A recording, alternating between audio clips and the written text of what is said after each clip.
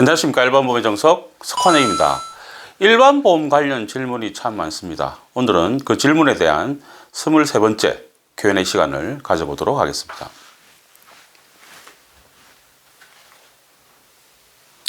최근 유튜브 채널을 통해 질문한 내용들입니다. 그래서 중요한 부분들이라 판단돼서 오늘 설명드리는 부분들입니다. 오늘 질문은 상가관리비에 화재보험료가 부과되는데 상가관리사무소에서 건물주를 위해서 가입한 화재보험료를 임차인이 부담하는 게 맞나요? 라는 질문입니다.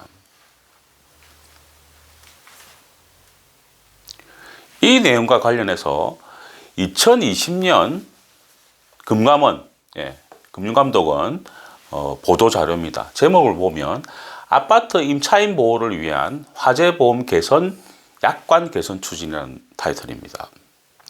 문제점은 뭐냐면 단체 화재보험료, 아파트 화재보험 통으로 가입을 한다는 부분들이죠. 보험료는 아파트의 각 세대의 거주자, 소유자가 될 수도 있고 임차인이 될 수도 있죠. 그래서 임차인도 매월 관리비를 통해서 화재보험료를 납부를 하고 있더라는 부분들입니다.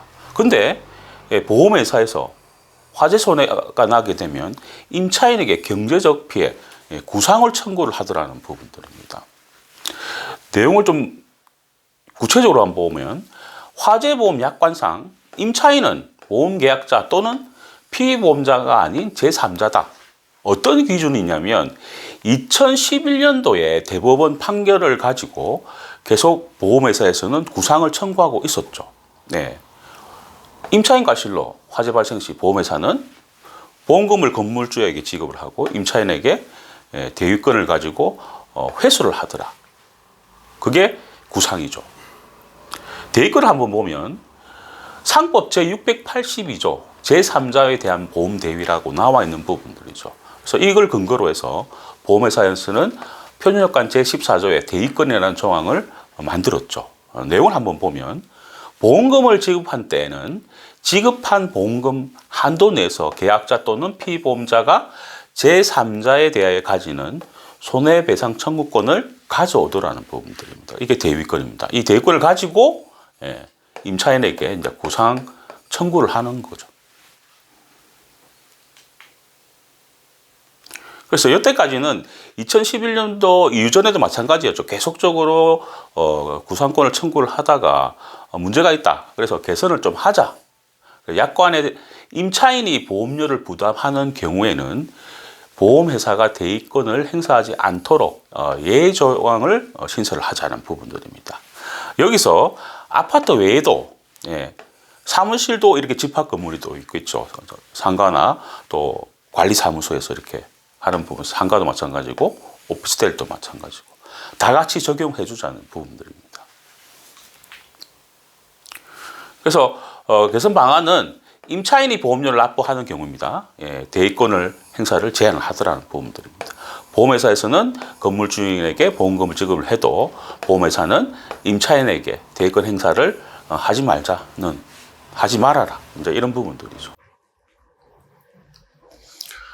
그래서 상품 설명서, 계약자에게 지금 모든 보험이죠. 자동차 보험도 마찬가지고 장기 보험도 마찬가지고 화재 보험도 마찬가지입니다. 계약자에게 상품 설명서를 제공할 의무가 있죠. 3대 의무 중에 하나죠. 상품 설명서. 그 내용 안에 임차인 등이 관리비 납부하는 경우에는 임차인 등이 화재 보험을 가입한 것으로 인정을 해주자는 부분들입니다. 그래서 근데 2020년 기준에서 화재보험 표준약관을 9월까지 좀 개선을 해주자는 부분들이고 상품 설명서도 2009월까지는 반영을 해서 임차인이 경제적 피해를 보지 않도록 하자는 부분들입니다. 세부적으로 보면 대위권에 대한 이거 보험회사 약관이죠. 여태까지는 1번, 2번, 3번, 4번까지 있었습니다. 근데 이후에는 5번이 하나가 신설돼 있죠. 내용을 한번 잠시 보면 피보험자와 이제 건물주죠. 임대차 계약을 체결하는 등 거주를 허락한 자죠. 건물주가 임차인에게. 이런 경우에는 보험료를 105동에 1300호다. 1301호다. 그러면 임차인이 살고 있으면 관리비를 임차인이 납부하는 경우에는 대위권을 청구하지 못하도록 하자는 부분들입니다. 그리고 메리츠 화재 상품 수령서를 제가 확인했는데 보험회사별로 동일합니다. 화재보험 상품 설명서에 17번 조항이 신설이 됐죠. 아까 대위권하고 같은 내용입니다. 피보험자와 임대차 계약을 체결하는 등 거주를 허락한 자가 보험료를 납부하는 경우에는 임차인 등 생계를 같이 하는 가족에 대해서는 대위권을 포기합니다라는 내용들이 나와 있다는 부분들입니다. 상품 설명서에 대한 부분들입니다. 그래서 지금 제가 한 가지 공고 드릴 수 있는 부분들은 뭐냐면 임차인이 가입하는 화재보험, 이 단체보험이 가입되어 있다라고 해서 주택화재보험을 가입을 하지 않으시면 안 됩니다. 왜 그러냐면 가입 금액이 건물이 좀 적을 수도 있고 또 가재도구가 아예 빠져 있는 경우가 있습니다. 그래서 임차인들 같은 경우는 관리사무소 확인을 하셔가지고 건물 단가가 제대로 가입되어 있는지 그리고 가재도구는 어떻게 되어 있는지 확인해서 추가로 장기로 지금 10,000원, 20,000원이면 충분히 가입을 할 수 있죠. 20년, 30년 이렇게 가입을 하시는 부분들이 제가 말씀을 드릴 수 있는 부분들입니다. 오늘은 일반보험 관련 23번째 Q&A 시간을 가졌습니다. 다음 시간에도 계속해서 일반보험 관련 Q&A 시간을 갖도록 하겠습니다.